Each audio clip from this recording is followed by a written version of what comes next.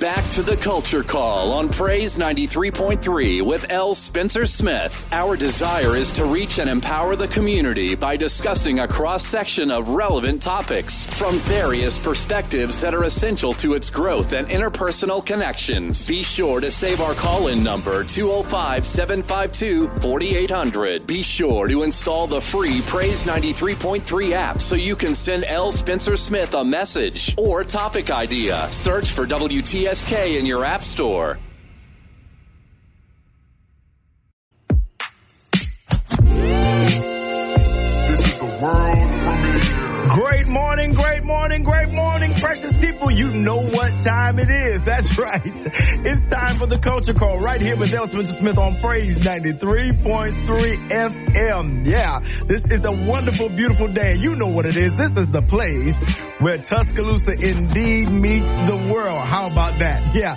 And for the next 2 hours, you know what we do. We talk a little bit about everything from society to sports, education, economics, and definitely from religion to relationships. And as always, we are here to create a safe space to have empowering, provocative, and sometimes, not all the time, but sometimes controversial conversations. And guess what? We can learn right here together and chat it up right here on the Culture Call. Listen, if this is your first time tuning into the Culture Call, welcome. Welcome to one of the greatest places to have empowering conversations on the face of planet Earth, right?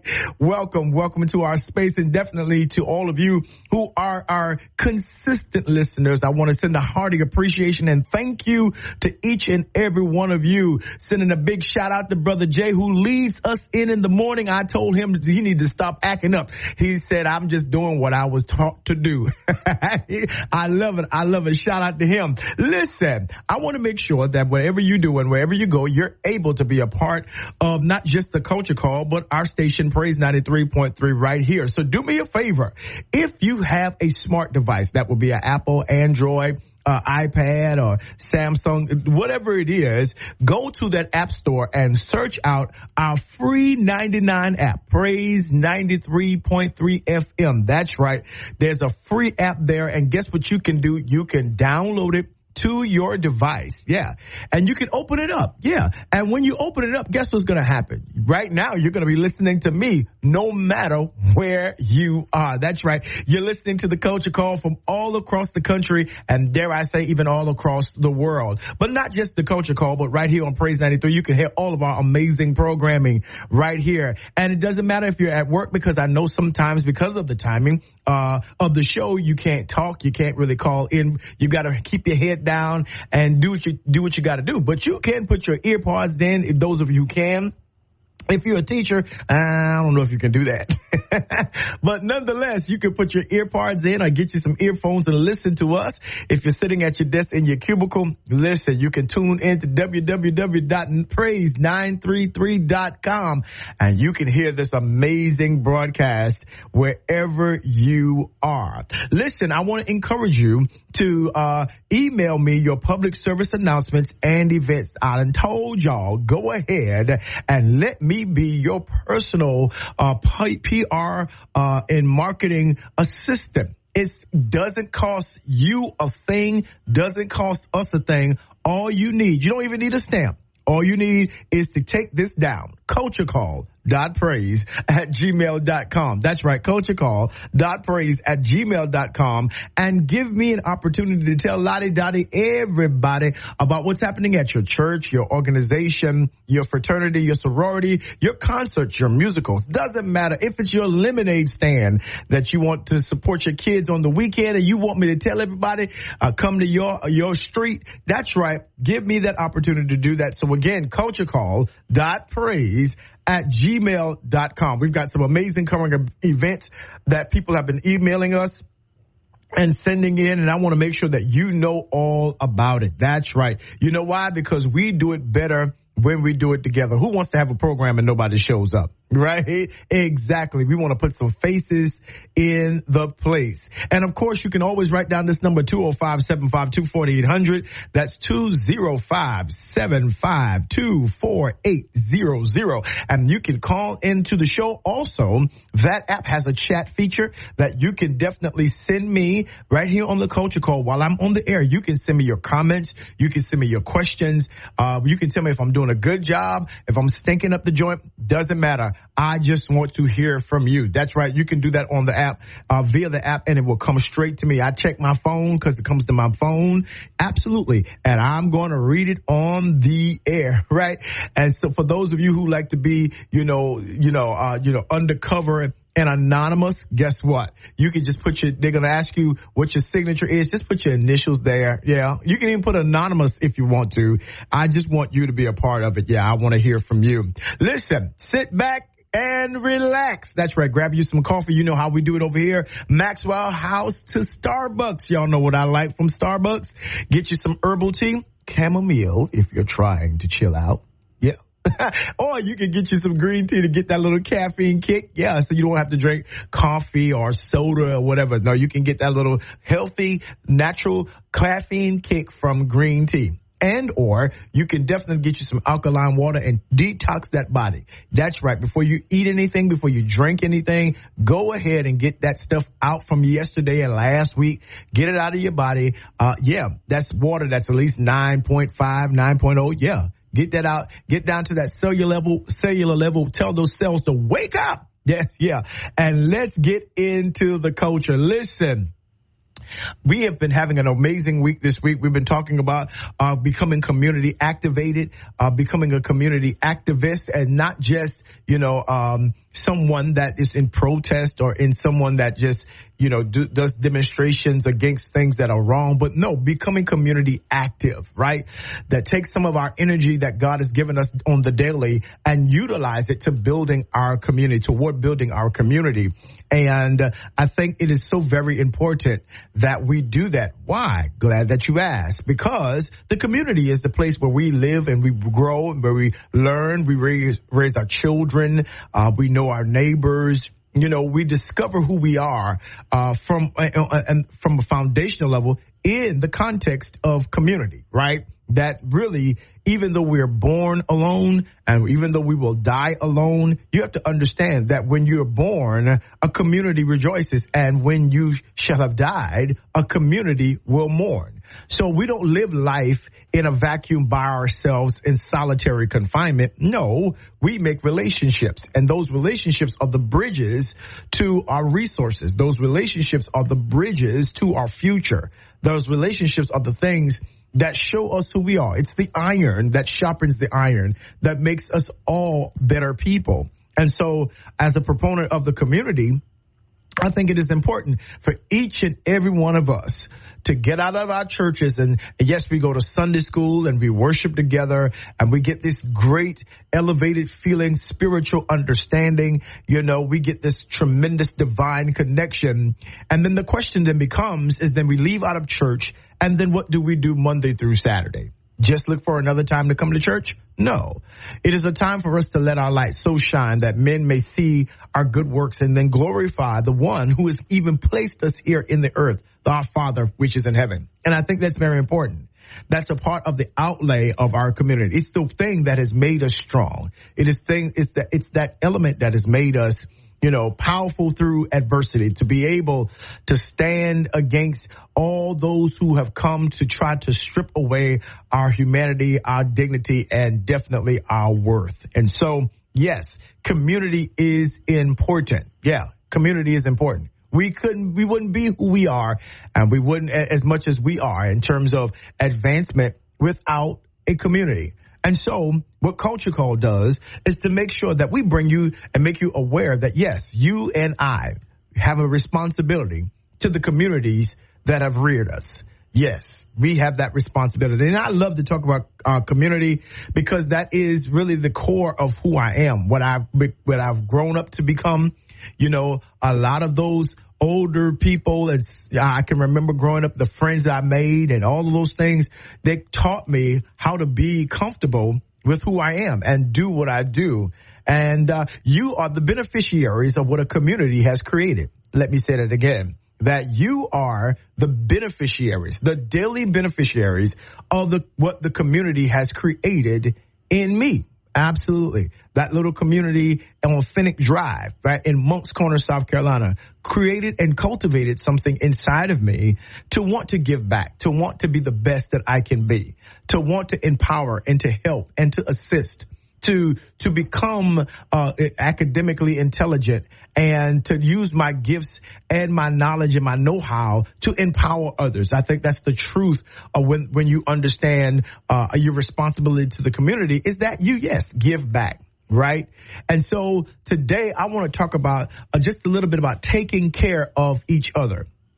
Taking care of each other from a holistic perspective, not just looking upon the things of others, not just being a good neighbor or passing some milk or some sugar or some eggs. No, but I'm talking about looking out for each other from a holistic context, from emotionally, from spiritually, financially, holistic. That's right. A complete context that we are indeed family. We are indeed those who are to be responsible for each other. One of the things that I always think about is that particular text, and most times people use it out of context, but I get it. I get it when God comes to Cain and he has already killed his brother, and God comes looking for Abel, and Cain makes a kind of side eye. We use that comment, or we use that verse as something that's super deep, super spiritual, and say, am I my brother's keeper? But really, Cain was not doing that at the time. But when you back up and think about it, from the biblical context, he was trying to say, I'm not my brother's babysitter. I don't know where he is. Who cares? When he had already murdered him and killed him. What we have done, and what we always have a penchant to do as African Americans, is flip a saying, right? When we say now that I'm my brother's keeper, I am saying I am indeed my brother's babysitter. I am indeed my brother's covering. I am indeed my sister's backup. Yeah, because they are important to me. That everything that affects them affects me. I am solely invested in their advancement. Let me say it again. I am solely invested in their advancement. That if my brother fails, then a part of our community has failed. And so the whole idea is to make sure our brothers don't fail, that we do and we can help. Now, I understand. I hear some of you saying, well, Reverend, some folks you can't help. I get that, because that is the reality that all of us face, that, you can't help everybody, but you can help somebody. That's something that my grandparents taught me back a long time ago. Not that I'm super old, because I'm not, but they taught me when I was very young, that you may not be able to help everybody, but I promise you, you can help somebody. And that's how communities become stronger. That's how communities begin to advance. Why? How? Because, we make each other stronger. And so that simply means this, that there has to be a place within us. There has to be a context that gives us some of our energy, some of our strength, some of what we have to someone else and to the people that are around us, to make sure that they have all things that they need to be better. Now, no, none of us are God. None of us are Christ. So we cannot supply all of the needs of people. That is not in our prerogative. That is not in our perspective. But that is something that we can do. There is something. It could be an advice. It could be just a conversation. It could be just a word of encouragement to that child that's passing your door, or that you see and say, hey, hope you're doing good. I know you killed it in school today. I know you made all A's. Yeah, that encouragement, that to let them know that I am here. And not only am I here, but people are aware that I am here.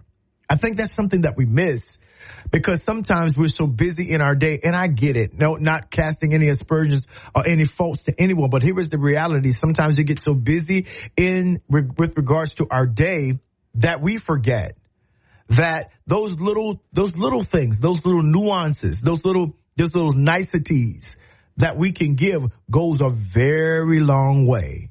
You know, I hate to be around people that don't care about people. Yeah, I hate to be around people that's just all about themselves. I love to be around people who find that, you know, the energy, find the strength, and find the beauty in every situation. You know, life is too short. Life is out here lifing. Do y'all hear me? Life is out here lifing, and that life is wearing some folks out. Absolutely. There are some folks that can't get to church because they got to work. There's some folks that can't come to the meeting because they got other obligations that they must need to take care of. So here it is. What is our responsibility to the folks that are around us? To love them, to take care of them, to help them, to know who among you is sick. That's one of the things about the culture that was even seen in the community that's seen in church, that they have a sick and shut-in list. Those who are not here that would normally be here, but they're sick. They're in the hospital. You know, there's something going on in their lives. We got to pay attention. Yeah, we've got to pay attention to the great value of those people around us. You know, from Brother Bill, who would normally sit on the second seat at church. He would help in the devotion. He's not there because he's sick. And that community comes to him. That community finds out what he needs. We don't just let him be sick. No, we send him cards. We send him love. We take a moment out of our time to whisper a prayer to an all-knowing and all-seeing God that he might become well and that he might be healed. That's what it means to be a part of the community, a holistic community. Yeah, a holistic community embraces that teenage girl, that teenage mother that didn't intend to get pregnant, that she didn't intend. And guess what? Come back. Let's do the hard thing. That was easy, L. Let's do the hard thing. What if she did intend to get pregnant? What is our response to her? Yeah. What? Yeah, that's what I mean. What is our response to her? See, you're getting what you got. No, that's not. Listen. There, but for the grace of God, go any one of us. That's right. That could be your child. That could be your daughter. That could be your son. And so the hand that you extend, the heart that you extend is so very important. It is so very important.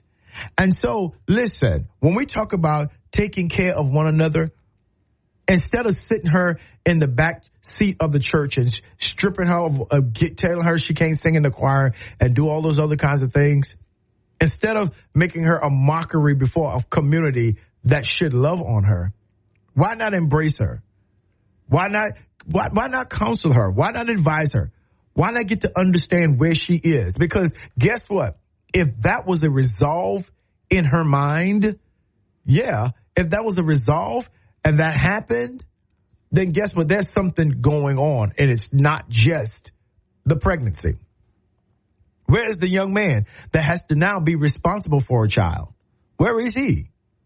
Yeah, he needs to be embraced by the gentleman in the community and get him to understand now the responsibility, and not just chide him and rebuke him and correct him, but also assure him that he is not indeed walking this journey alone.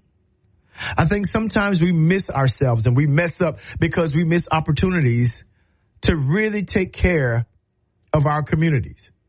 And I don't know why. I don't know why we do it. I have absolutely no clue.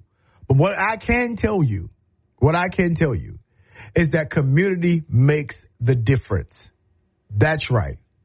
That when one of us are sick, you don't know how much it takes and how much care and how much love it expresses when they see you walk into their hospital room. You have absolutely no idea how they feel when they've lost their loved one. They've lost their spouse. They've lost their child. And you come walking through the door with something just as simple as some potato salad, right? Then you don't know how far your hug has gone. Yeah. And that is something that is at the core and at the root of our community that I want to remind us that we cannot get away from. That in the hustle and the bustle of life, we're missing something. We're missing something. You know, when my father died and the whole of the community came together, my family, it was a time that made that moment easier. I know it made it easier for my mom. It made as much as they had grown up together and had been in love, seemed like forever. It made her feel good that she had family, she had community, she had a church community, she had sorority, she had all of that surrounding her at every phase and every step. And then when she passed away, that same community came back to help my brothers and I, to embrace us, to say to us, listen, tell us to help us to remember the kind of person she was and what she instilled in us to help us make it through the hard time. They did not think it was robbery to come to her homegoing service in both Alabama and South Carolina. They didn't think it was robbery to go with us to put my father in the ground and put my mother in the ground. It was a community that helped us do that. There was a community that embraced us. There was a community that wiped our tears. There was a community that made us laugh even in the hardest moments of our life. And that's what I mean about taking care of each other from a holistic perspective. It wasn't just sending a card. It was establishing a personhood. It was being there. And as much as we live in this American society, as much as we live in this moment where family is probably not as important, where we don't have family reunions as much as because we're so dispersed around the country. I get it. You know, one of the things that was so exciting was that time of family reunion. We used to plan, right? We used to plan for those things. I'm talking about a whole committee. And it was just something about that connection. It was something about being able to see people who you resemble. It was something about seeing people that you didn't even know were your family that was a part of the community. I'm like, listen, we were related to everybody here. Right? And they was like, and it didn't matter whether you were your first cousin or their 13th cousin. They all treated you like we were all closely knit family. It's the stories. It's the history. It's the embrace. It's the journey together. And that's what I want us to remember, that as much as we are prisoners of modernity, because we cannot live in the past and we cannot live in history, but we do have roots, and roots cause us to grow strong and bring forth even much more fruit. Then I want us to make sure as a community right here on the Culture Call, I want to encourage all of us to establish family, to take care of each other. You know, the days of coulda, shoulda, woulda are coming upon us. What does that mean? That are we missing opportunities? Are we missing opportunities to understand what's going on in the communities? Are we missing an opportunity to help someone? You know, we've been talking about community service and current events and all of that for a while now. But do we have an opportunity? Are we going to miss an opportunity to do something for somebody else? We got the sickle cell walk coming up. There's next month is domestic violence month. You know, it's breast cancer month. Yeah. And all of these things, we've got so many. Do we know who is around us that are suffering in silence? Well, Bishop, they silent. Well, okay, I get it. I understand. But unless I'm clueless, I believe that you can sit in a person's presence for a minute. And I believe that if you have the Spirit of God in you, if you have discernment, you can say, yes, they're smiling, but maybe before I leave, we might need to stop and say a prayer. Maybe they can't articulate it because they're still in the acceptance phase. But that doesn't mean that I ignore it. Yeah, it doesn't cost a thing to say, hey, sis, I just feel a need that before we leave, can we pray? Can we just, what do you mean pray? Yeah, I just feel the need to pray. When you're sensitive to each other. Yeah.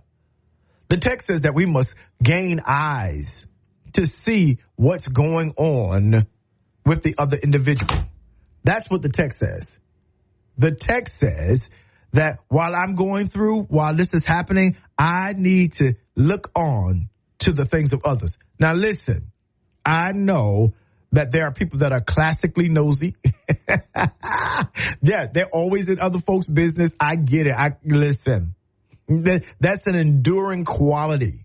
But that person makes up the community, too, because they know everything. They talk about everything. They talk about everybody, and that person is endearing. I get it.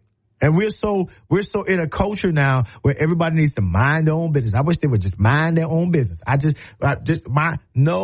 Sometimes, because I agree. There's sometimes like, okay, they ain't got nothing to do with you. My grandmama used to say, that don't come before me. That was her way of saying, I don't know and I don't want to know what's happening. And we would laugh at her all the time. She's like, baby, that don't come before me. Yeah, Grandma, but what does?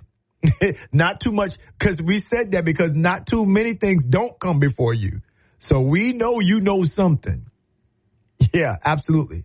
They would come to Miss Myrtle's house. That's what we call my grandmama, Miss Myrtle. They would come to Miss Myrtle's house, and my grandma was an amazing cook, but she could bake some cakes. I mean, she could cook down, but she could bake some cakes. And they would just come over. The community would just come over and just get a slice of Miss Myrtle's cake.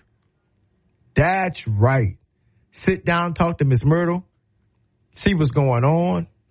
Sometimes the pastor would come to Miss Myrtle's house, or some of the folks in community, or Miss Davis, that she and my grandmother formulated what was an interracial relationship. Miss Davis was white, my grandmother was black, and Miss Davis them had a farm that they grew strawberries, and when the strawberries would get, ripen, she would call my grandma and she would say, hey, y'all come on and get as many strawberries you want. And she would call and tell my mom and dad, bring Spencer, Ty, and Kurt down here and let them come and help me pick some of these strawberries. And we did. And man, that was the life. We didn't know anything about the big city. We were in a community.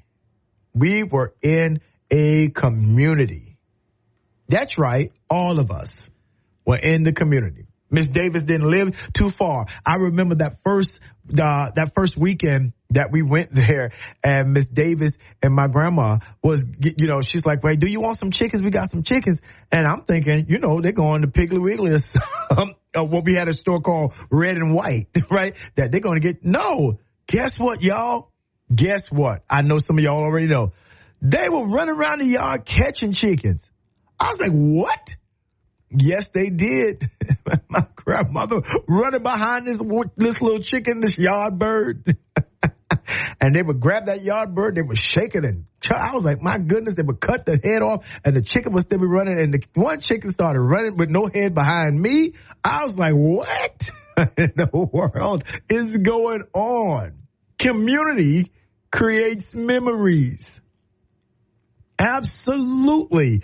Community creates memories that will last a lifetime. Now, here's what I do know. My children would have never, or please, absolutely not. But for me and my brothers, that was community, right? That my grandmama and Miss Lulabelle, they would go out, and Miss Hattie, they would go out on the water, on the river. Right? And they would stay there all day. I mean, they would, and there wasn't no reeling rods. They had fishing canes, fishing poles. Y'all know what I'm talking about, right? And we would sit there all day, and they would just catch fish and talk, and we would listen, and they brought, we get hungry, and grandma hungry, she's like, here's a pack of nabs, and we would just sit out there. See, it was community. It was community. They worshiped together. They laughed together. They cared together. And I believe that there is something that is essentially significant in us making certain that we take care of one another. Yeah. If I was in church, I'd say, let the church say amen.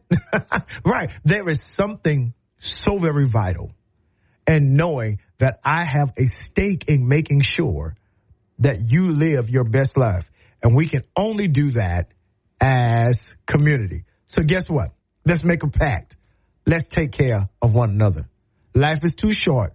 Eternity is too long. And time is moving too fast for us to ignore each other. It's going to take a community to make it in this moment. Listen, that was the centering moment right here on the Culture Call with Elspeth Smith. That's right, Praise 93.3. We've got an amazing show planned for you today. I need you to go ahead and get your little, like my grandma would say, a little nab, get a little snack, and I need you to keep it here. We got more to come. Don't miss it. This is the world premiere. And we are back right here on the Culture Call, right here with Elspeth Smith, Praise 93.3, and it is a fabulous day that we are having. We're talking about becoming community activated. That's right, community activated. So welcome all of you who are just joining us. Definitely, I am glad to have you on board. Don't forget, 205-752-4800. You can give me a call or you can hit me up on the chat. If you're listening, let me know what you're thinking about what we're talking about. A lot of you have gotten a kick out of me talking about my grandmama and running around that yard with a chicken. Yeah, I'm a country boy, folks. Yes, I am. I have city urban niceties. If I can say that, I've got urban niceties. Guess what? But but I am a country boy at heart. I love the way that I grew up. I promise you, I love the way that I grew up. And yeah, it was just something about being around that community. Yeah, in Moncks Corner, South Carolina. It's on the map. It's the county seat. It is in Berkeley County now. I used to have to tell all my friends that when I went to college. You know, some of them be living out some outside city, and they say, I'm from Miami. You know, you live somewhere in Lake City, and you tell me, I'm from Jacksonville. No, you are not. You from Lake City. That's exactly what, you're not from Tallahassee. You're from Quincy. Y'all know how we ascribe certain cities, the bigger cities, to make folks know. No, I say no. I live in Moncks Corner. It's right outside of Charleston, not too far from Goose Creek. That's right. It is the county seat of Berkeley County. And I love it. I love it. I love it. Listen, I want to encourage you, to those of you who don't understand what I'm talking about today, we are talking about taking care of each other. And that's the whole sum total of it all. Because I want to make sure that we have that community essence, that community, strength and forte, to make sure that nothing gets lost with regards to our community, that we're helping out each other, that we know about each other, that we're not so disconnected and so akin and attuned to our own families that we forget to build communities. Because guess what, people? That is primely important. It is super important that we do that, right? And so because of that, I always have to bring that into our mentality, into our mindsets. The whole idea, what do you think about that? What do you think about your role in community? Because you have to ask yourself the question, because with that question comes the answers of obligation and responsibility. That when I'm a part of a community, here is what I am responsible for. I'm responsible. Again, I can only, like I tell my church, I can't talk about you. I'll talk about me, and y'all say amen. And when I talk about me, you can't get mad at me for talking about me, because I ain't talking about you. Right? Because that's important. So I'll talk about me. When I was growing up, our community, we had to make sure, and I guess our parents put this inside of me, that, I can see my house growing up. To my left was Miss Jackson. First it was the Greens, then it was Miss Jackson, and then down the road was Mr. Donnie. I just know that. On my right side it was Mr. Jimmy, and then we walked a little bit, and and then it was another house on the end. We knew everybody, and our parents made sure that we grew up in a community where everybody knew us and we knew everybody. It was a close-knit community. Yeah. We knew there was a little river, or a little stream that we got, but across that stream was Miss George. Miss George owned the funeral home that everybody went to. Yeah, at the time. At the top of the street, it There was another funeral home that everybody went to. That was Mr. Geathers. See, we knew everybody. I think everybody, your children need to know who the people are in their community. They need to know who is responsible for them. Who's looking out for them? You know? Who has built rapport with their parents such that if anything happens, that person can step in and regulate and adjudicate? Yeah, that person can step in and make certain that, hey, guess what? Wait a minute. Now, this is Smitty and Lynette's son. So what's happening right here? We could walk up and down the street and not have to worry, because in our community, we knew who were there, and we knew when somebody wasn't a part of our community, who were new people. You know, we knew what side of our community that we shouldn't go on. There was a street not too far from us. We had to walk a little ways. It was called Wall Street, and Wall Street is where they just fought because the sun came up. I'm talking about knives and all kind of stuff. They just was over there on Wall Street. Sure was. And my mom and dad was like, nuh-uh.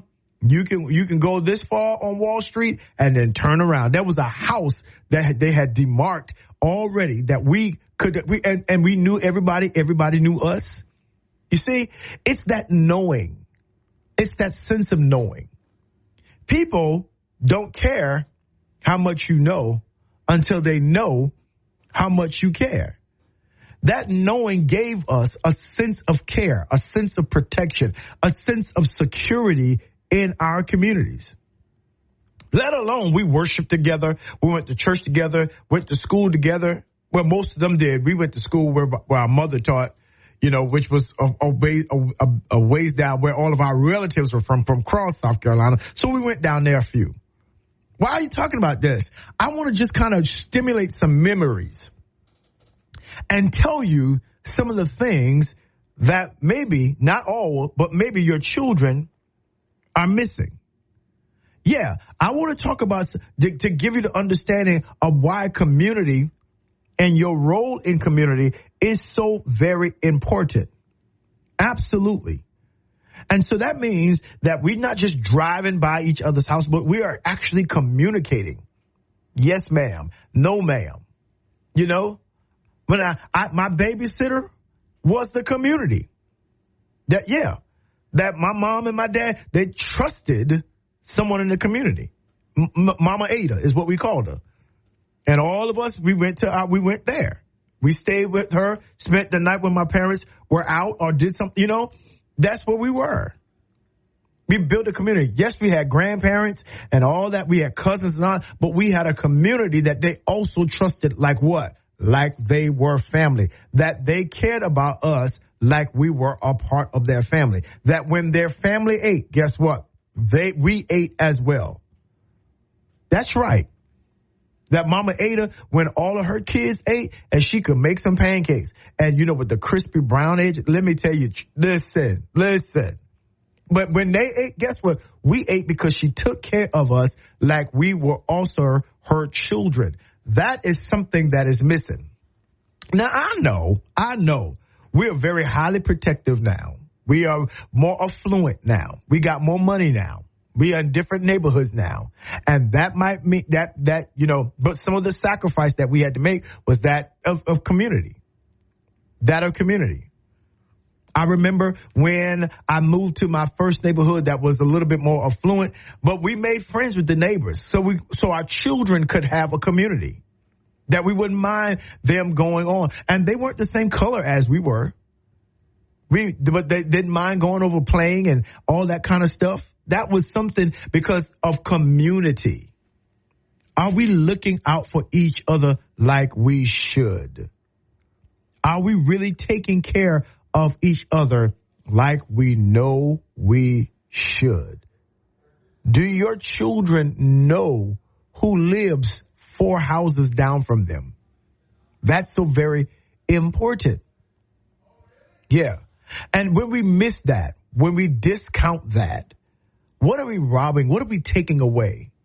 What are we really saying about community and family and care? most importantly, what are we saying about the God in us when we won't build community? Not all of you, but there are some folks that have self-diagnosed themselves as introverts, and they say, well, I don't do people. It's so funny that when I hear people say, I don't really do people, then what do you do? What do you do? You were put on this earth not to walk by yourself. No, you were put on this earth to establish community. So what are you doing? I stay by myself and I mind my own business. I don't do people. I go to work and I come home and I cook my dinner and I mind my business and I put down my shutters. And there's no light coming in my house. I don't come outside. Listen, I understand that you're finding glory in being some kind of a recluse. I get all of that. I promise you I do. But there might be a little something else going on. Right? You don't know nobody. Nobody knows you. What is that about? See, I think what is important is this whole development of interpersonal skills as we deal with understanding community.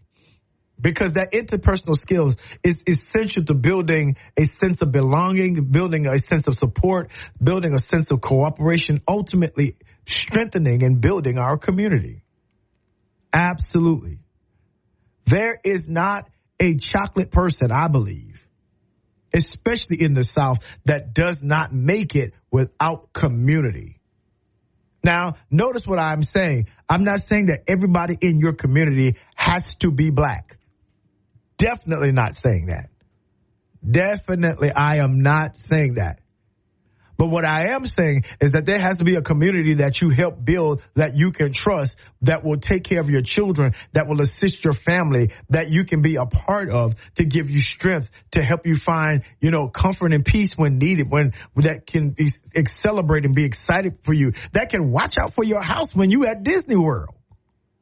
When you go to the grocery store, that you got community members that'll make sure that nobody just comes in your neighborhood and comes in your house and takes your stuff, because they're looking out for your house like they look out for their own. As a matter of fact, before you even do any of that, you tell them, you literally say to them, hey, I'm going to the store. Watch so-and-so for me. Watch the kids for me. I left them home. Okay, no problem.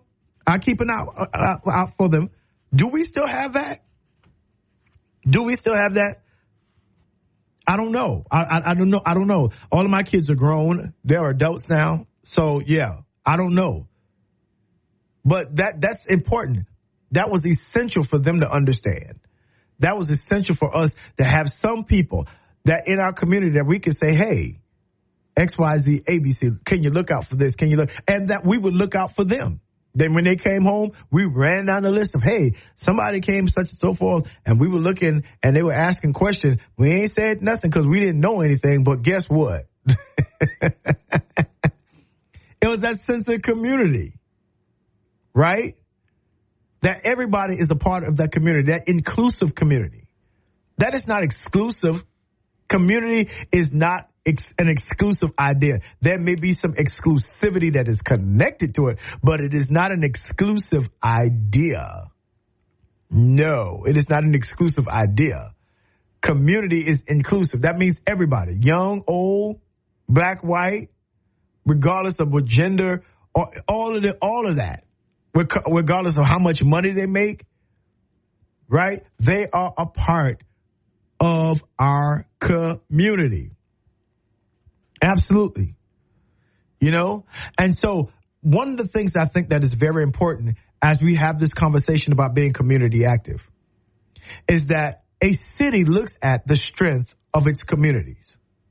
Let me say that again. A city looks at the strength of its communities. If you don't think Tuscaloosa is looking at the strength of the various communities in the city, then you are sadly mistaken. Because they understand communities develop, watch this phrase, y'all ready? Power bases. They understand that those close-knit communities are places of power, political power, economic power, relational power, spiritual power, people power. They see how we develop our communities. and they come in and they'll say X, Y, Z. And we have to be very aware of that. That community is a power base. It's a power structure. Not only for us to pull from, see, because if you don't pull together your community and know your role, there will be people that will see the potential of what you have in your community and come in and try to take it or try to manipulate it for its own convenience and its own desires. So that's important, you know? And watch me, come closer. Y'all ready? Everybody in your community does not have to be Christian. Wait a minute. He a pastor? Is he still a pastor? Did he backslide? Did he go? No, I didn't do any of that, beloved. I know some of y'all just like, oh, let me turn this TV down because he's speaking heresy.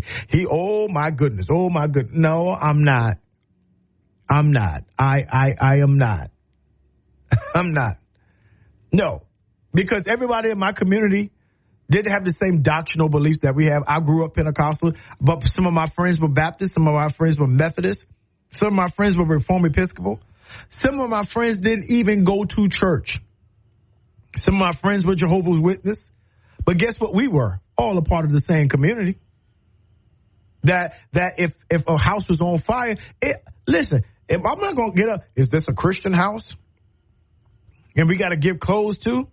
My parents didn't say, no, I sure would love to help them, but they go to the Kingdom Hall. No, that's not what they said. They said, pack up the clothes that you don't want, that's too small for you, because we got to help that family that lost everything in that fire.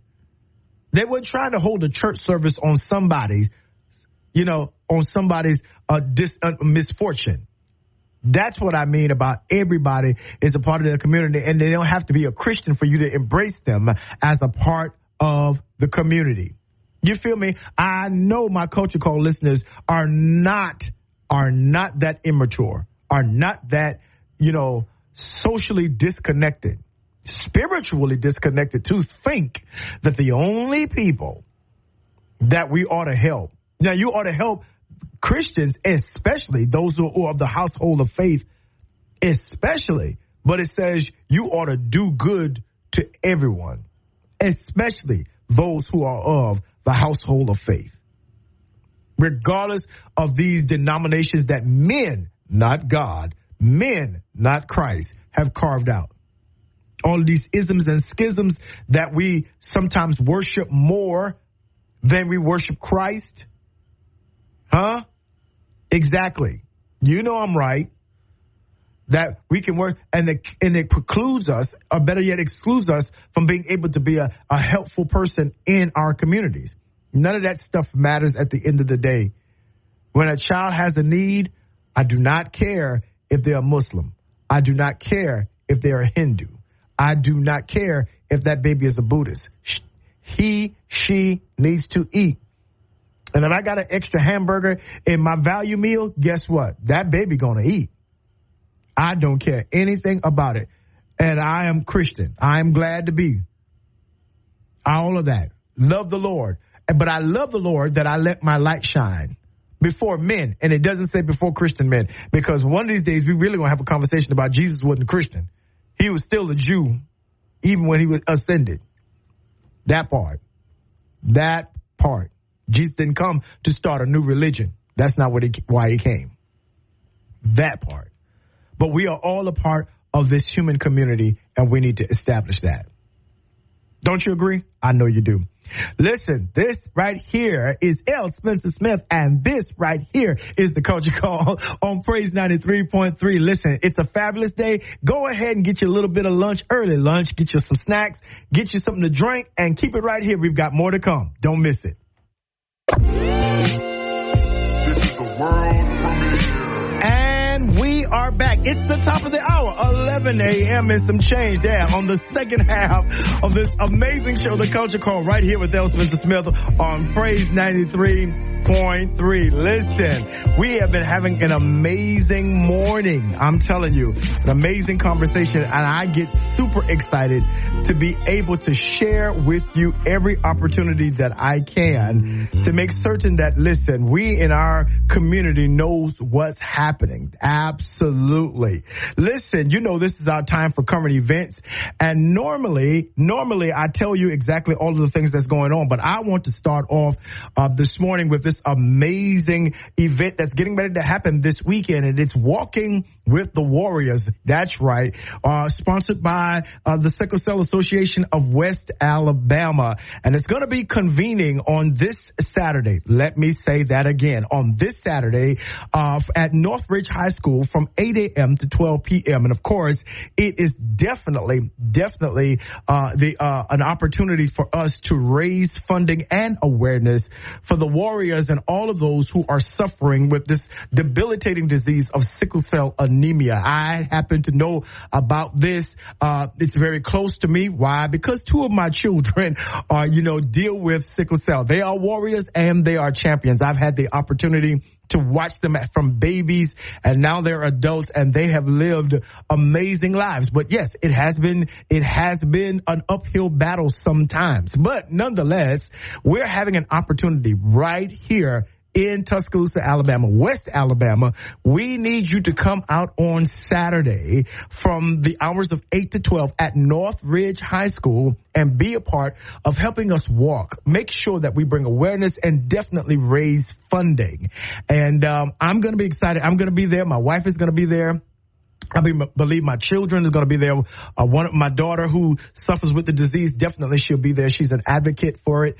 And I am excited this morning to have the executive director of the Sickle Cell Association of West Alabama joining me, because I wanted her to come on just to kind of enlighten us to what this weekend was going to be about and let you know more about this disease and what we can do together to increase funding, to increase awareness, and make sure that all of those who are stricken with this disease are warriors and champions in our community. So I want you all to welcome Culture Call Dr. LaMonica Herring McCoy. That's right. She's the executive director of the Sickle Cell Association of West Alabama. Good morning, Dr. McCoy.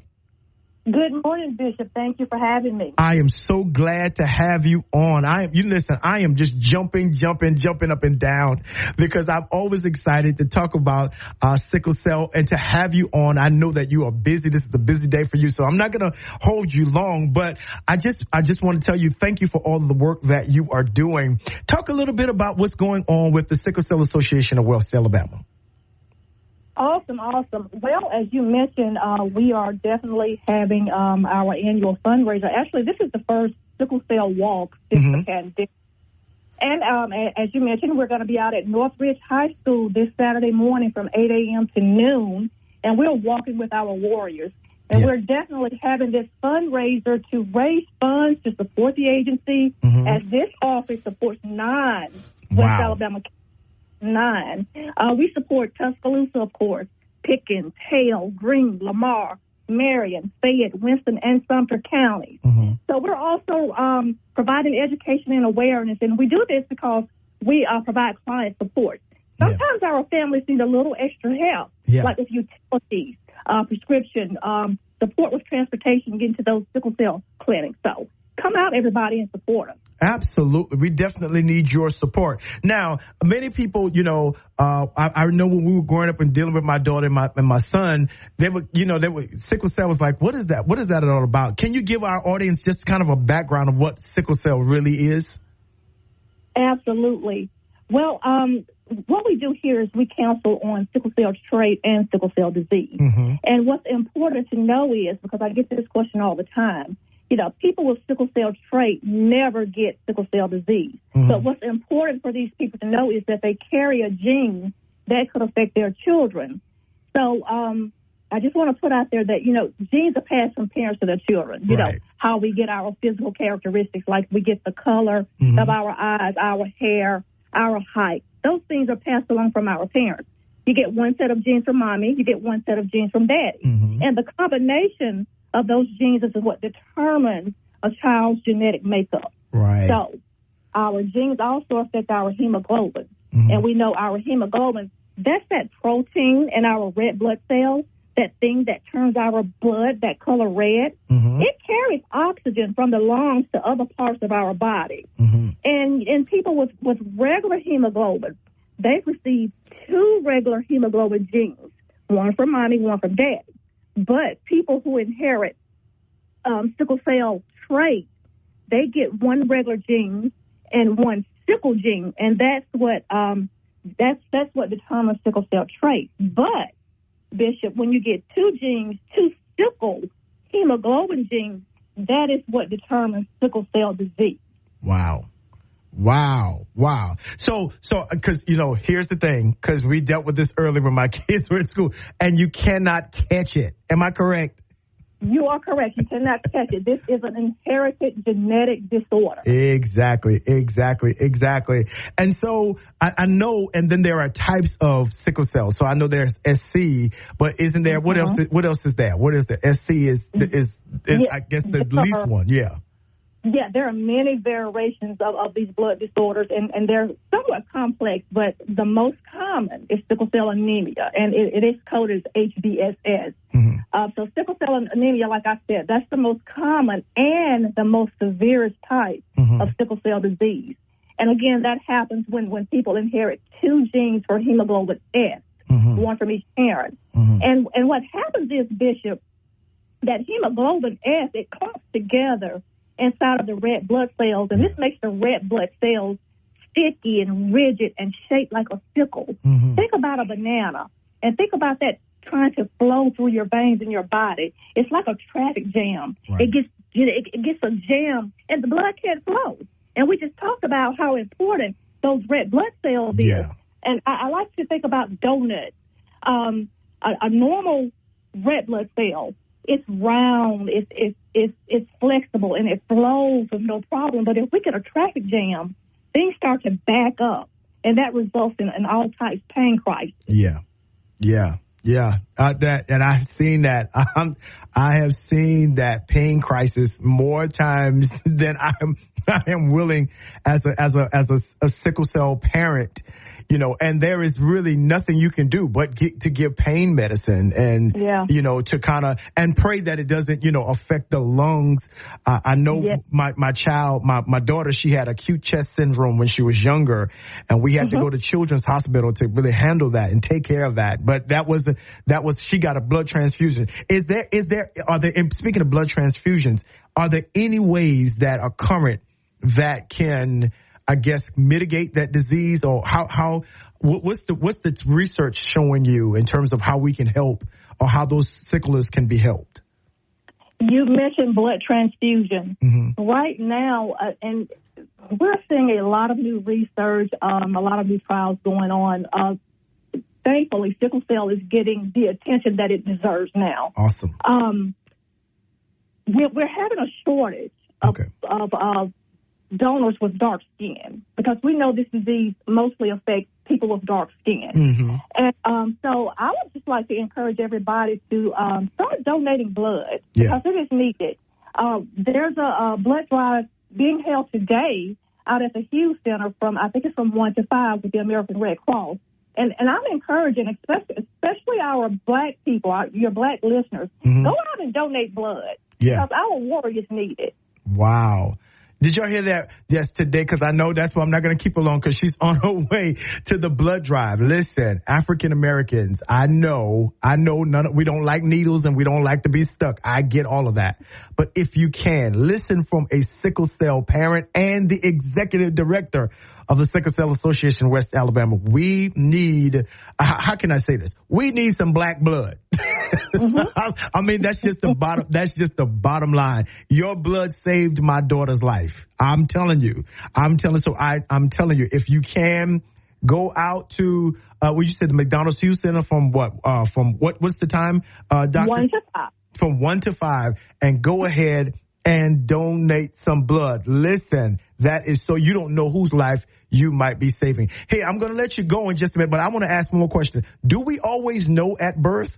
I know we found out, but does everybody always know at birth whether they're anemic or not, or if they have sickle cell or not? That's a great question because in it was suggested. Mm-hmm. That's the key word, suggested. Yeah. It was suggested in 1987 that people screen for sickle cell disease at birth. Mm-hmm. But it wasn't until 2006, Bishop, that all 50 states were mandated to test babies at birth for sickle cell disease. So, yes, we do know now. What happens is all babies are tested at birth. Mm-hmm. Those results are sent to the state health department. Right. The state health department sends those results back to the appropriate community-based organization, like my organization. Mm-hmm. Alabama has 5. I'm one of 5, which is a blessing because a lot of states only have 1. Wow. So I get the results for the 9 counties that I serve, and I send out an invitation to those parents to come in and to learn those results. Yeah. And that's when we do the counseling on the trait and the disease. Wow. So this is imperative. It is imperative. If you've not gotten it, you can still get it. I mean, you may have been asymptomatic for so long, but now you're experiencing a type of pain, and it's unexplainable. A lot of times people are not being tested for it if before 87. I remember that's what the doctor told us when we had our twins, and one of my twins, they have the trait and the other one has SC disease. And so, yeah. That you definitely need if you think of anything, especially your children. Now they have to be mandated to be tested. But yes, get them the help that they need. And I'm telling you that the Sickle Cell Association of West Alabama helped our family tremendously. So listen, all of our listeners on the Culture Call, listen to me, listen to Dr. McCoy. We really need your help this Saturday, definitely from 8 to 12 to come out to support. You might meet people, or you might know people who didn't even tell you that they had the disease, and they're out there walking. You're like, wait a minute, I didn't even know that, right? And, we could go down this rabbit hole about pain mitigation and all that kind of stuff, but I know that Dr. McCoy has to get on our way. But one more time, Dr. McCoy, this Saturday at what time from 8 to 12? Am I correct, at Northridge? That is correct. We'll be out walking with our warriors this Saturday from 8 a.m. to noon out at Northridge High School. But what's very important, Bishop, I just want to put out there, we are a United Way family, and we have to respect the United Way fundraising blackout period, which starts tomorrow. So today is actually the last day to get registered. So everybody, if you've not registered, go on to our website at sicklecellwestal.org/event. And get registered and come out and walk with our warriors and support a great cause. Absolutely. Well, I cannot wait to meet you on Saturday. Yes, I cannot wait. It's going to be a wonderful time out there. And yes, we're going to do all that we can do so that we can find a cure. That's been my goal for the last 20, almost 30 years with my children, was to find a cure. That's what we're going to do. Thank you, Dr. McCoy. I appreciate you. Thank you for your time. And yes, I probably won't be able to make it to give blood today, but listen, you'll have some of my blood real soon. Awesome. Thank you so much. Have a great day. Thank you, sir. You do the same. All right. Bye-bye. Listen, Culture Call, it is so very important. So very important. We need your help. Go ahead to the Sickle Cell Association of West Alabama and register. Today, I believe she said, is the last day. So register and make sure that you can be a part of that Walking with Warriors at the Northridge High School from 8 to 12 on Saturday. And we are walking so that we can bring funding and awareness to the sickle cell disease. Those who have that, the research, all of that, they need our help. And it's gotten better, but it can get much more. It's gotten better over the years, but we can do a better job of really, assisting them to move them forward in developing greater research. Good deal. Thank you, Dr. McCoy. Listen, we've got some more community things in terms of entrepreneurship. So listen, I need you. I put them on the on the Culture Call page yesterday. So if you're not following the Culture Call Facebook page, make sure that you're doing that. Why? Because we want to make sure that you understand and know all of what is happening in our community concerning, your benefit. And this is for the entrepreneurs, calling all minority women and veterans and business owners, sponsored by the Truist Bank, Vanderland, and Procore. It is the Entrepreneurial Training Institute, the ETI. The Entrepreneurial Training Institute. And that's right. They want you to get trained by industry professionals to unlock the key to your company's potential. Yes. And it's a free 10-week program. Now, there are caveats. 10-week program. How do I do this? You must be a minority. You must be a woman, or you must have a business that is veteran owned. That means you were in the military, right? You must be incorporated. That means you got to have your paperwork and really have an established business, at least with the state and all of the appropriate things there. And then finally, you must pass an interview, right? So yes, you got to do those three things, and they're going to teach you how for the next 10 weeks on a virtual, right? You don't even have to go anywhere. You can do it right on your Zoom on your computer. And it begins on September 19th on next Tuesday. So you only got a few. It's only 2 hours from 6 p.m. to 8 p.m. But guess what? It's going to be virtual, 10 virtual weeks, intensive business development program training so that you can learn how to develop a business plan. We'll teach you about financial literacy. You're making money, but what shall I do with it? Assessing profit potential. How much money do I stand to make? Yeah, because that's important. And to target your marketing analysis, and they're going to teach you so much more. They're going to treat you like you're a legitimate business, but you have to do that. You can contact them at usminoritycontractors.org. That's usminoritycontractors, one word, .org, no hyphens, usminoritycontractors.org. Go ahead and sign up and see if you can be a part of this 10-week free 99 program to learn how to increase the viability of your business. I think that is very, very important. Yeah. Okay. Also, maybe you have a child. This is for our children. Maybe you have a child that wants to attend the University of Alabama. Well, the University of Alabama Alumni Scholarship Assistance Program is reaching out to all high school students who are interested in attending the university, right?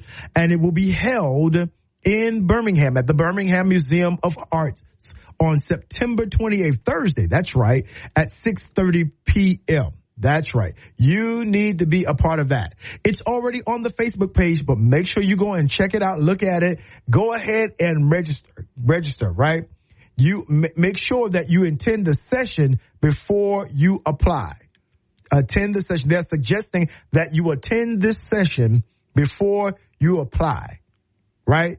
Because now they've changed the process of some things, and they're going to tell you about that. If your child wants to be a part of the Roll Tide University of Alabama family, then make sure that you take some time, or if they're old enough, allow them to go to this particular assistance program, right? It's on the 28th of September at 6:30 p.m. at the Birmingham Museum of Art.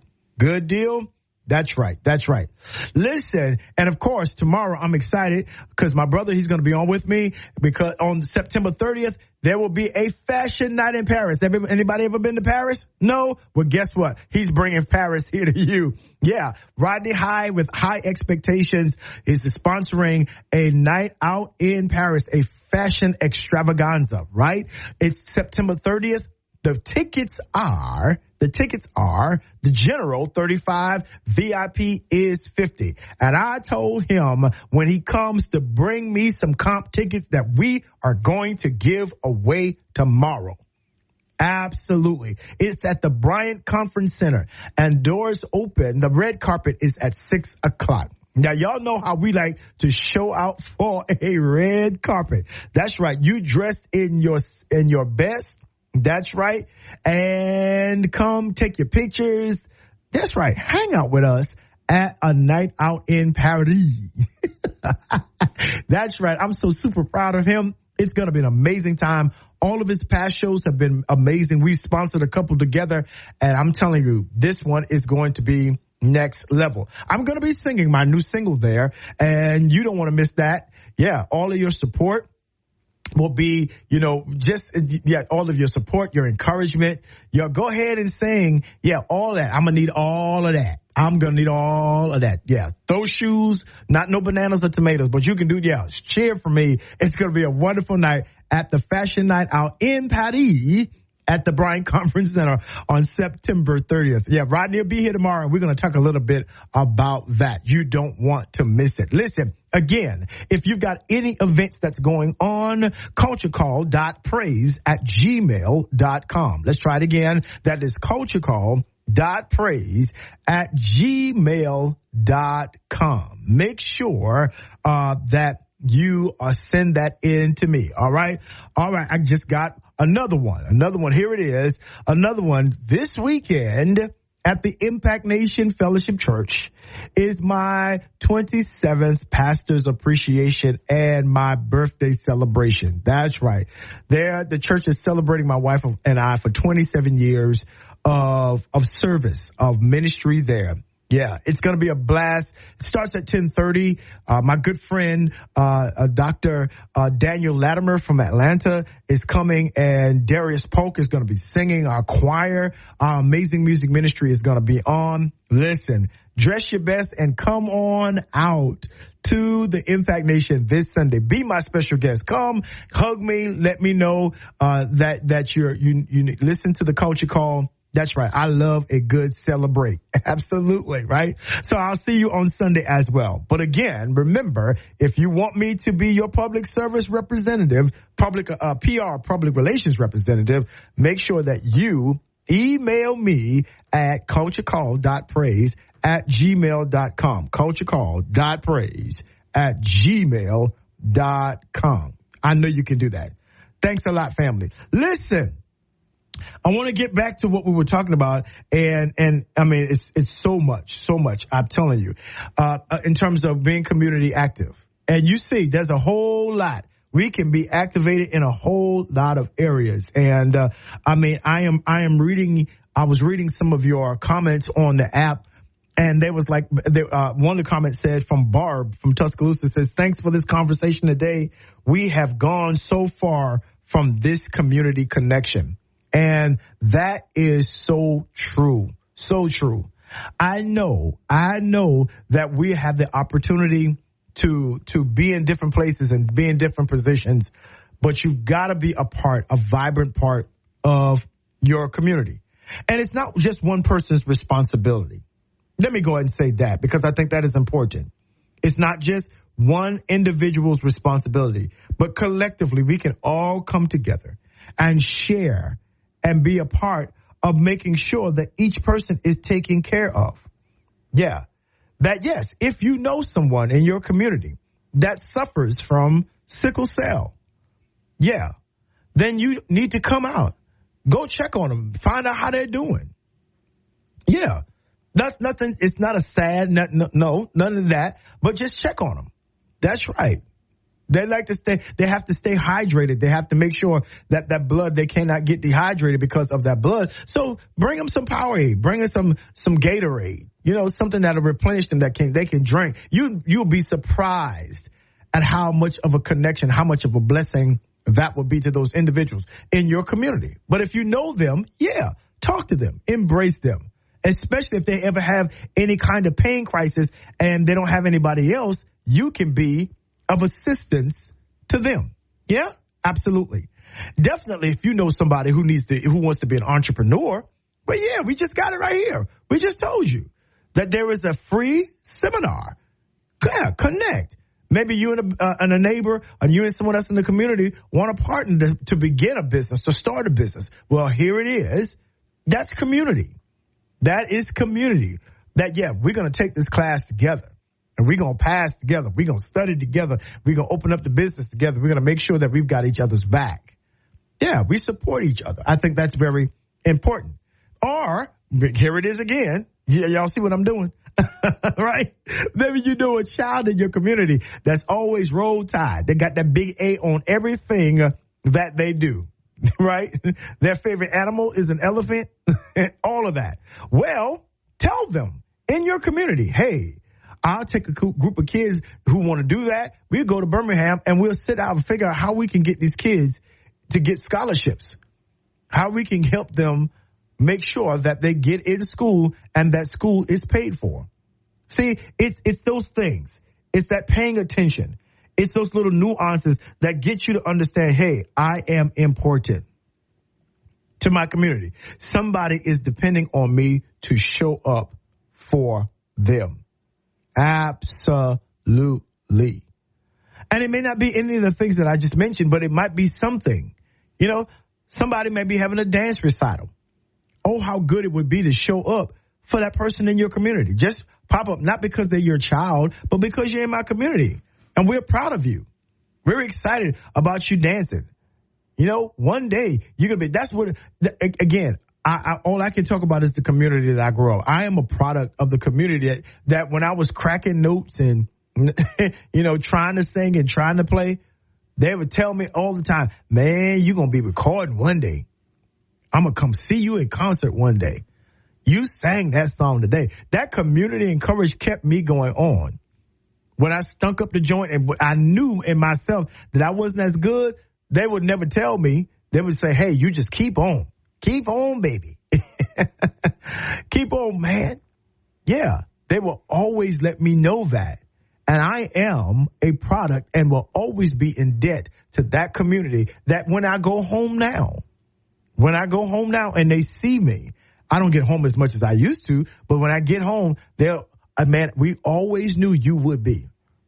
And, you know, some people say that with a side eye. Some people say that trying to be funny. Some people say that, and you be like, well, you didn't even support me. But I can tell you that my community did. They said it when I was in my early teens. They said it when I was singing in little programs. That's what they did. They encouraged. And so be a part of the encouragement brigade in your community. Being part of taking care of each other. That's right, in your community. Be a part. That's so necessary. You don't know how much life your support is bringing. You never know who needs you to just offer a kind word, to establish relationship and connection, to be a resource to those in your community. Don't just sit there, there's so many people that don't matter. These kids won't listen. You will be surprised. You will be surprised at how many of the children will be just blessed. If on a hot Saturday, you make them some ice pops. Y'all remember ice pops? Oh, I'm dating myself. We don't do that anymore. Yeah. That they would come to my house and my daddy would pass out what they call, y'all remember push-ups, those little orange sherbet things? They were so good. Anyhow, he would give everybody in the neighborhood one. Mr. Smitty. That's what it means to be a part of the community and taking care of one another. That, yeah, all children belong to you. Everybody belongs to each other. And that's so very important. Listen, this is the Culture Call with L. Spencer Smith right here on Praise 93.3. Listen, we're almost at the end of show, but not at the end of ideas and conversation. I need you to keep it right here and don't miss it.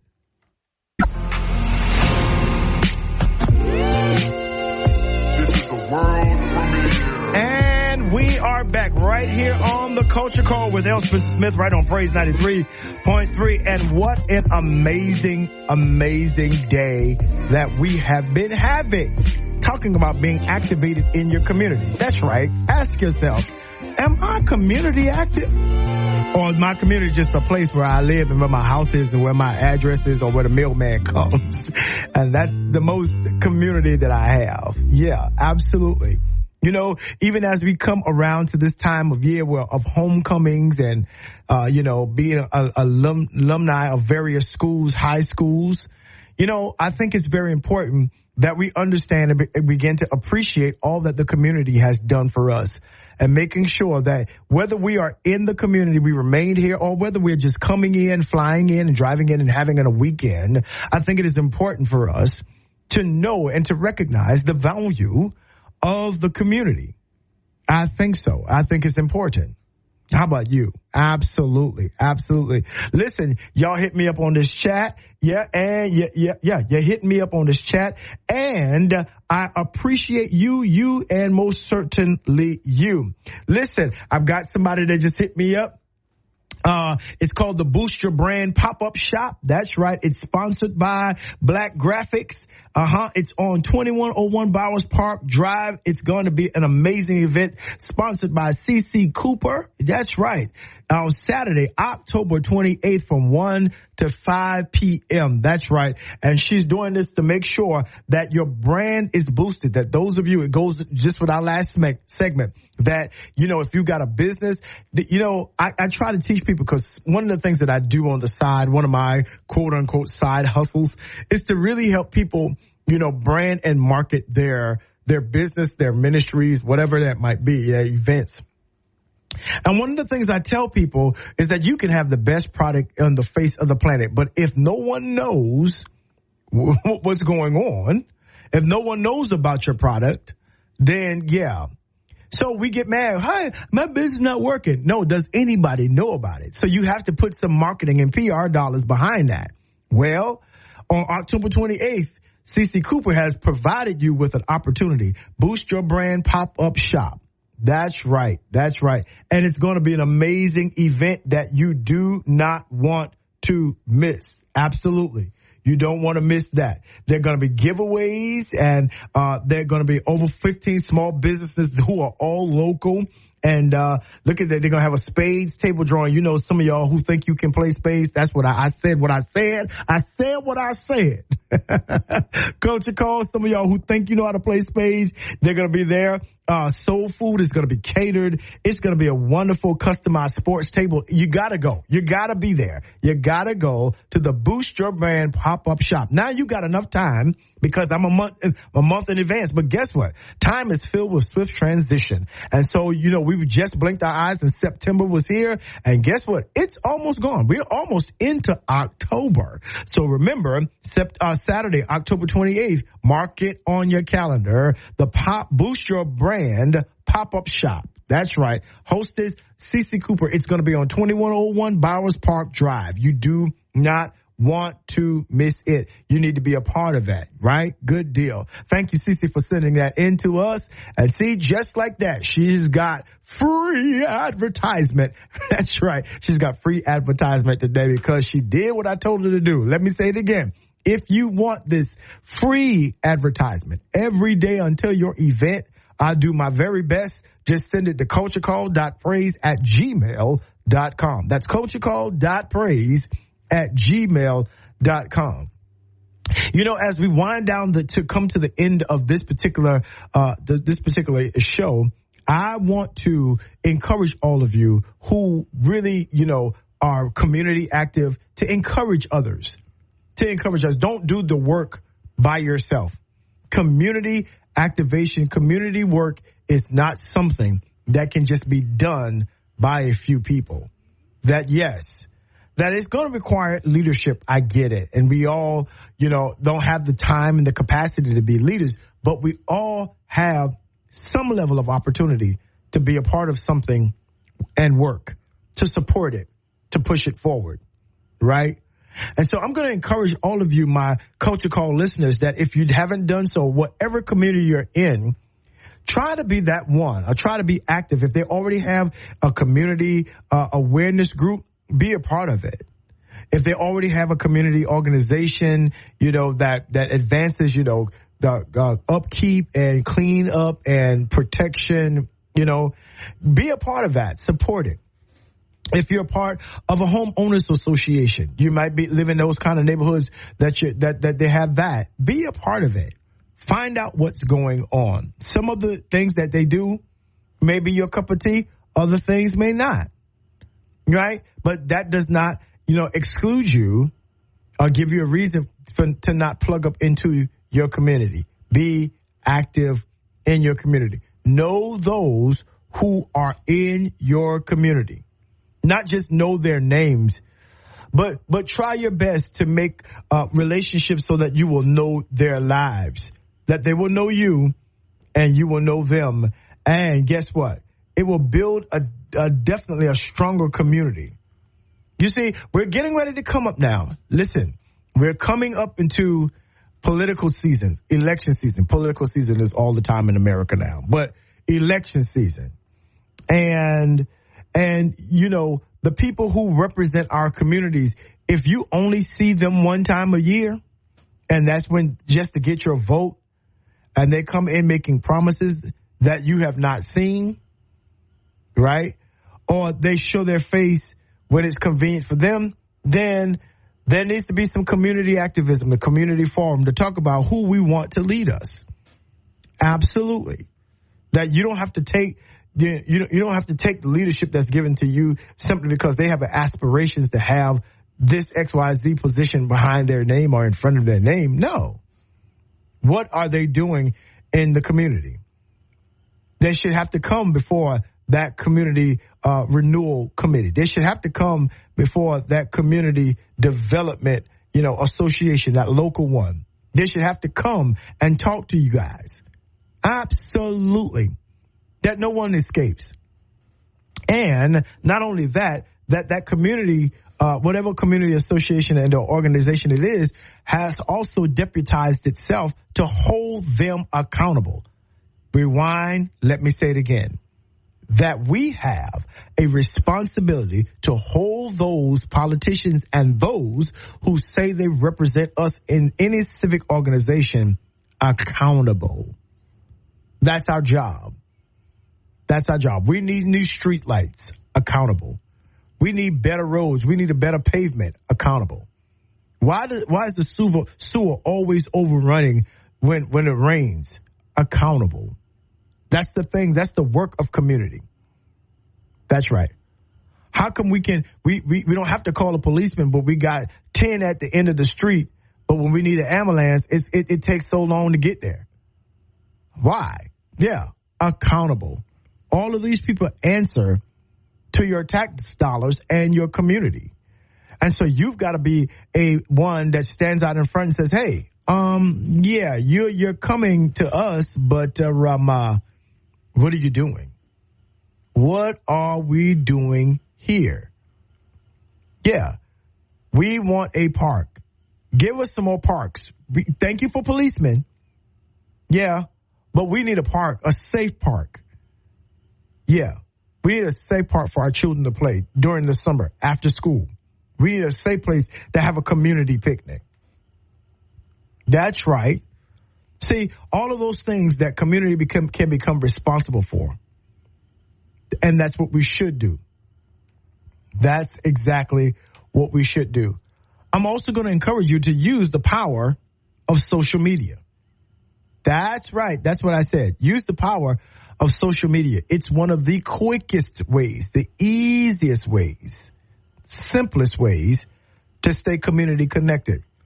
Yeah. Organize and get you a Facebook page that represents your community. And encourage all of those who are part of that community to join.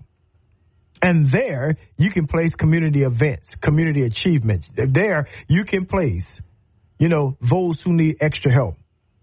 That Mother Sarah, she can't mow her grass because her husband now is deceased, and she needs some young guys to come and mow her grass. Yeah, we'll pay the $25 for you to mow her grass. Don't you charge her nothing. We're going to take care of her. But we can find that if we did a community Facebook page. Absolutely. Everybody's there. Everybody is there. Right? Everybody in your community is on Facebook. And guess what? You can really, really, really make an impact if you just do a little groundwork. It's not hard. Create that will feature our children, that all of our children in our neighborhood that got all A's, or A's and B's. Feature that on your social media page. Yeah. That we in this community are saluting, and we are proud of our 10 students that got all A's this year. And you would be surprised at what kind of seed that would plant in those children to achieve and to do better. Yeah, they know they can go to Facebook and see their page and see their community celebrate and give them accolades and cheer them on to the next level. Yeah, that will go a long way. Y'all hear me? Yeah. You know, those who are graduating, those who are getting married, those who are funeralized, all of that can happen right on a Facebook page. So on the days that you can't meet, especially now after the summer when we've all gone, you know, back to work and back to school, and children have gone, some who are in college age have gone to their various colleges and universities, then we can utilize that page to highlight that, to keep the community connected in these times. We can use that page to make sure, guess what, that, yeah, we can have a community family reunion on the summer. You can have a sign-up page right there on social media. Our kids are there, you already know, because that's where you find out, that's where they get in trouble on social media. You know you can, right. We can set up volunteers, clean up weekend in our community. See, I'm saying all of this because to that person that says, well, yeah, I hear you, Bishop, I hear you, L, that's difficult. I'm telling you, and I'm speaking to you in common, plain English to show you it is not as difficult as you think it is. It is not as hard as we oftentimes makes it to be. It just takes a little effort. Setting up a Facebook page is easy. It's free. Doesn't cost you a thing. And that way you can stay community activated, community connected. When it's time for community forums, you can place it in that Facebook page. Yes, right. And just encourage everyone to sign on. And here's how you sign on. Push like. That's it. They can push like and be offered a plethora of information concerning what's happening in your community. That's how you get the people to be community activated. That's right. Community activated. That when a new business comes in the community, we put it on our Facebook page. Hey, everybody, this Saturday, you know, Jenkins Barbecue is getting ready to have, you know, they're doing their special, you know, pork sandwich this weekend. We need everybody, they're selling it for $1 for their grand opening. We need everybody to go by and get them a sandwich and support Jenkins Barbecue. Oh, yeah. Now, I'm a strategist. If I ain't nothing else, I'm a strategist. I'm telling you, it will work. Do it in your community. And then come back and tell me, you know what, L, you certainly right. It did work. It brought our community together. That's what I want to see. That's right. Get there. Follow your community group. You take the initiative. Get with some folks that, you know what, I'm getting ready to start a community Facebook page. Would you join it? Absolutely. Absolutely. Absolutely. We can do so much better when we do it together. That's right. Listen, this is the Culture Call right here with L. Spencer Smith, right here on Praise 99, Praise 93.3. I'm looking at the number 99, right? Praise 93.3 FM. It has been a great day. I see the runway. We're about to land this plane, but I got just a little bit more for you. Keep it right here. Don't miss it. This is the world premiere. Well, family, we have come to the end of another show. Yeah, another Culture Call. Listen, it hasn't been a doozy today. I feel so encouraged to be activated in my community. And not only that, the memories. Listen, I think I'm in memory mode now because I just remember how great it is to be a part of a vibrant community. That again, I say it again and again, and I'll tell you one more time that I am a product of being a part of a community as a little boy who was gifted, smart, little quirky, little nerdy, sometimes shy. But it was those people in the community that encouraged me to be who I am. I saw them walk with our family, and we walk with theirs through the best of times, the worst of times, the saddest of times, and the gladdest of times. I've seen us come to church and play on a ball field and play kickball and football and basketball. I've seen us go fishing together. I saw all of that. And it gave me a sense of belonging, that I am not in this world by myself, that there is somebody that cares for me, and not just cares for me, but cares for my family. And it was instilled in us to reciprocate that, to give that back. You know, while my mom was living, she would always call me and say, hey, babe, I got some bad news. Brother so-and-so is gone. Mr. so-and-so is gone, on to be with the Lord. My mom was that kind of person. She would always keep us informed of the people who raised us and who we grew up with when they had transitioned from time to eternity. And it was amazing that when my mom passed, when my dad passed, that same community embraced us. You know, we have had a tradition to go back to Monk's Corner and go back because my parents wanted to be buried. Even though they lived here with me in Alabama, they wanted to be buried and wanted to make their final resting place back in South Carolina, back in the community that raised us, have us a sense of connection. And I think that's very important, that the community relationships that we build should be timeless. Yeah, that's right. They should be timeless. That you never know what your encouragement and what your care and what your concern is going to do, the foundational building blocks in a world that is so disconnected, that's so socially distant, and not because of the pandemic, because of the world that seemingly is just so cold. It is good to have a people that you can be around that brings warmth to your heart. And that is what community is. And that's what we want to activate you in. Listen, Culture Call family, it has been an amazing day, and I pray that you continue to do so throughout the entire day. Keep it right here on Praise 93.3 to have the best in gospel music. But listen, I got to end this right here. But tomorrow, I'll be back for the weekend edition. That's right. As we walk into the weekend, I'm going to get you ready for it tomorrow. Yeah? Don't miss that. Listen, like my grandmama and my mama said at the end of every phone call, I love you a bushel, and I love you a peck, and I love you a hug around the neck. Do good to all of those who you meet. Become activated in your community. Be a part of something. Give something life. Give something love. Until tomorrow morning, you all have a blessed day. Peace.